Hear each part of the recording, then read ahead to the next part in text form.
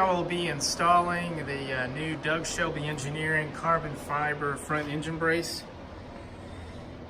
This product was just released. The intent of this is to reduce weight while still maintaining the strength of the factory steel brace. It'll be replacing this steel brace right here. Weight savings is to be around 2 pounds. I will do a weight comparison of both. He's included brand new stainless bolts that are black oxide coated. Also, another nice little detail about this brace is he's included mounts for the zip ties that are used to secure the various hoses that run near the brace.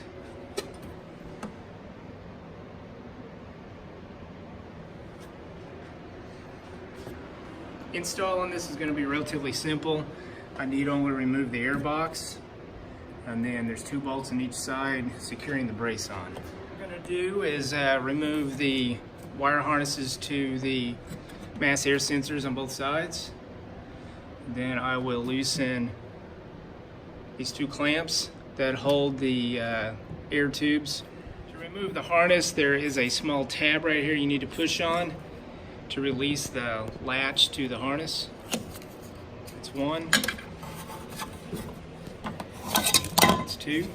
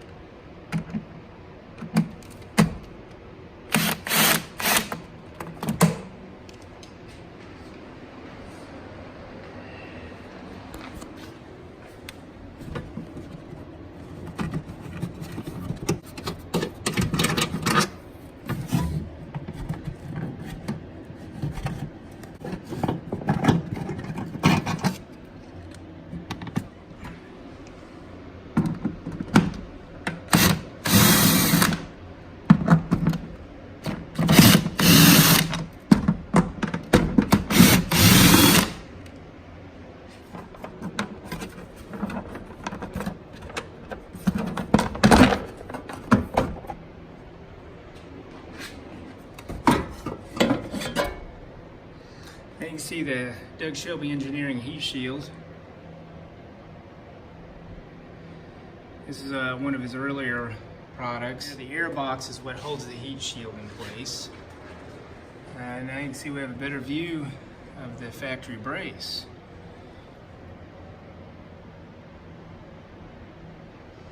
You can see there from the factory they used a zip tie all the way around the brace, whereas with Doug's brace he's included a tab for the zip tie to go through to clean up the install quite a bit more.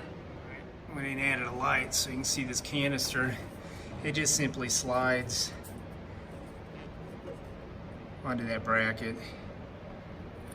Very easy to remove, just lift up on it. I'm going to leave this attached and then just swap the brace out while this is hanging here. There's no reason to remove any of that. Now while I'm at it, I'm going to clean up all the dirt that's collected in here from the past couple of years. I have these 4 bolts. I've already removed those 2.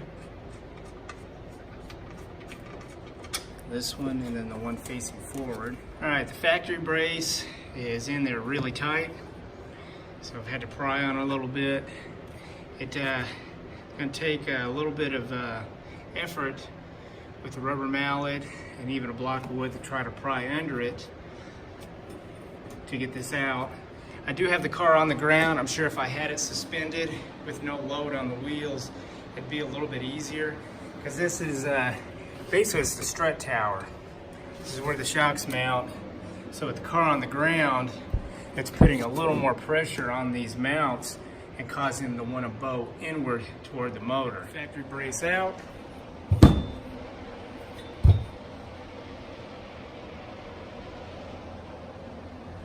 This rubber grommet will get transferred over to the new brace.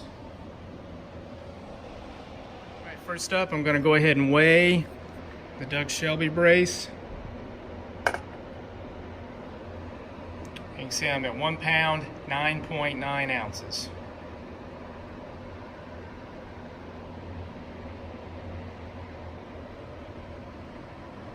All right, now let's see what the factory brace weighs.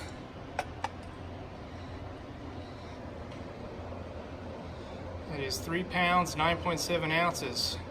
So that is really close to 2 pounds. Get to save a little bit of weight off the front of the car. Also improve the appearance of the engine bay.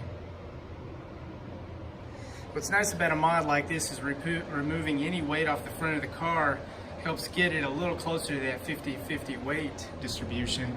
It currently already has a 51-49, so we have 51% weight versus 49% in the back. So any amount of weight that I can remove off the front will help balance it out to more of that perfect 1-to-1 ratio. All right, I got the new brace just sitting in there. It's kind of mocked up. And as I had just mentioned about how this being the strut tower and the factory brace being hard to remove because of the towers trying to bow towards the engine, I went ahead and jacked up the car, supported it by the frame just to relieve tension off the front wheels. It made putting this Doug Shelby brace in a lot easier. This is a precision part, so the fit is going to be really tight. Doug even states in the instructions to make sure the car is on a flat level ground and elevated and supported by the frame. I didn't do that initially because sometimes with the way the tolerances are on these cars, sometimes a part can fit tight, sometimes it can fit a little loose.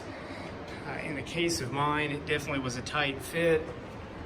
So I went ahead and supported the front. It's just off the ground, just enough to relieve basically the weight and tension off of the shocks and these strut towers. I have the 4 bolts torqued down to 45 foot-pounds. The next step is to secure the various hoses and wires to the zip tie brackets. I have the canister installed already.